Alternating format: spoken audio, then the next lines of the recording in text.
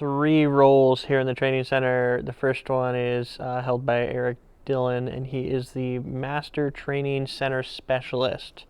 Myself, I am the training coordinator here, so I am still offering instruction, but I am also facilitating the sale of some of these classes and getting things scheduled at some of the different buildings. We have our instructors who are dedicated to specifically teaching these classes, offering curriculum, continuing to update that curriculum and improve what we have. How we doing? Making sense of things? Yeah, I'm just going back and forth with it, like how you did it from here on this one, how you did on this one. Okay. The skills I needed to develop for this position was really good communication skills, being very communicative with the other instructors here and of course with the students. What we do is hands-on oriented teaching. So it does mean that you do need to have some technical knowledge of HVAC as well, because a lot of what we do is technical based. But we also need to be communicative in the way that we instruct people and show them how to service air conditioning systems, how to get better equipped to deal with these systems, to diagnose them, to fix them, to install them. These are all the focuses we have in the training center here, is making better technicians so people can go out there and make money and service this industry. There's a huge need for it. Of course. Yeah. So I would just track your wire out all the way and make sure you have no issues, continuity on your wire. HVAC is a growing and changing industry.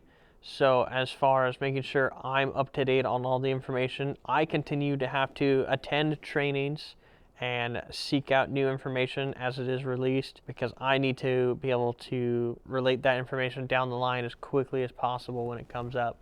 So a lot of what I do, aside from instructing, is continue to get trained on what's happening in this industry and learn and read and go to seminars and webinars and things that we can attend that'll help us stay up to date on what's happening, so we can be ready to present that information to other people. And, the homeowner called, they said, I don't know if it's, it's not working, whatever, right? My favorite thing to do is to come out, come to the condenser, or same thing in the package unit, and look at the contactor.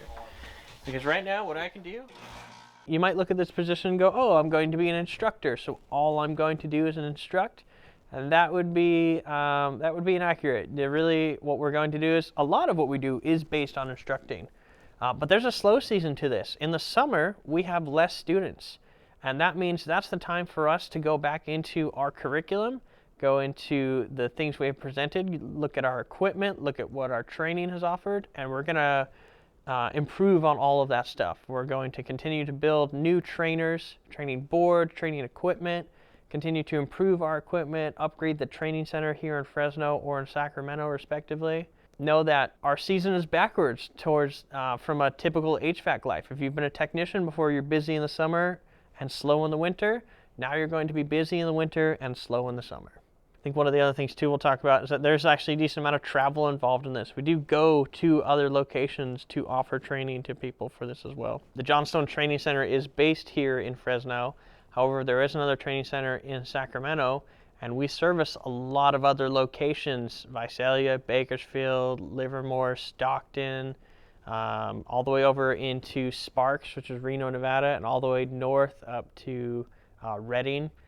So there's a large surface that we will travel to. We'll go to each one of those stores every year, if not twice a year, to each one of those stores to offer training at all of those locations. So there is a lot of time behind the windshield driving to these locations. There's time hauling equipment out of the truck into a training center at each of these locations and offering the instruction there. If you're not prepared to travel and put some windshield time down and be away from maybe your family or anyone else that you have in your life, this might be something you need to consider, is that we do travel quite a bit, especially throughout the winter. So normally we do the control voltage through the time delay, but no, like you said, we're using the 120 through the time delay now. Okay. Well, that doesn't help what I did. Good luck. My boss will laugh, and my favorite part about this job is getting fed. No, what I really like about this job is offering instruction. It's really great to see people who come in and want to improve in the trades, want to improve their lifestyle by getting a better job.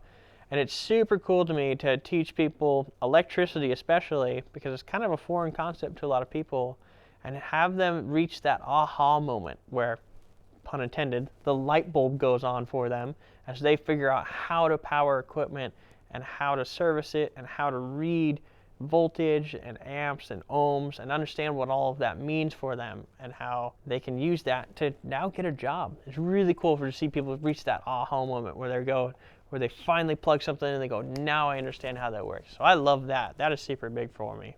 You got the advantage on him.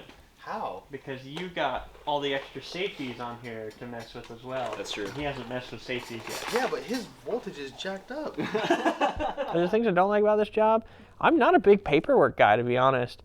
And while there isn't a lot of paperwork I end up doing, there's enough that, you know, I do spend considerable time behind a computer, again, updating curriculum, doing roll, basically making sure we have the people we want, calling people, sitting behind a desk a little bit. And it's not a bad thing. It's just not something I'm super in favor of particularly. I love instructing. I love that aha moment. I want people to learn and to grow and see that growth in them. And so that doesn't necessarily happen behind the desk, but that is a necessary part of it to teach these people.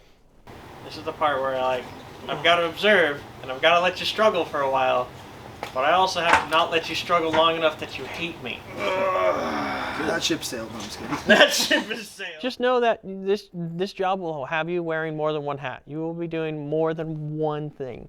It is really crucial to me that we understand that. Working for Johnstone does not mean you have a small skill set. You're going to have a large variety of skill sets, and you're going to use all of those skills to the best of your ability to both, especially here in the training center, service our contractors, but improve in your own lifestyle as well.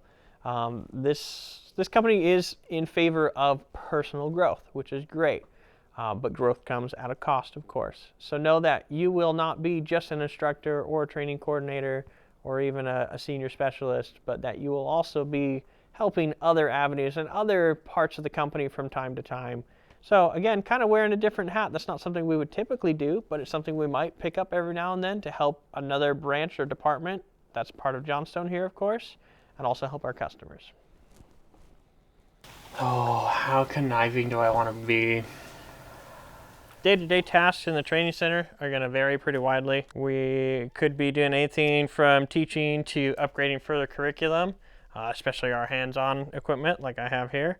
We're always looking to give our student the best experience to learn, but that also means that as we're instructing, we might find there's students who are having issues in class. We take the time to meet with them one-on-one and help them grow and learn a little better and understand what we're doing. And if they're really having a hard time, we'll meet with the director and get some further instruction for them to help them be able to meet their learning plan here and really help them be able to grow and progress in what we want to do here at Johnstone. When we don't have class, we're going to be building this new equipment. We're going to be updating the curriculum. We're going to be going through the PowerPoints that we've developed, making sure things still line up, things are still up to date. It's a changing industry. A lot of things continue to update as we're working out here. When we're not teaching, of course, we are making sure that we get the records updated for the students who have been in class, where they're at on their progress, especially with the new tech program, which is a 3-week program. We have to keep up to date on their records with what they have done, what they've received, and what they still have to do. The other part is in our weekly activities. Typically, you'll find us billing out classes for our future endeavors. What? What are you talking about? We're in the middle of summer. We don't have any classes to bill, so your job is to do nothing? Well, I will bill classes when we have them. Thank you very much. We're also going to be updating the curriculum and improvement of our hands-on material, assisting in training videos, and taking care of the various training center meetings and organizational tasks we have to do.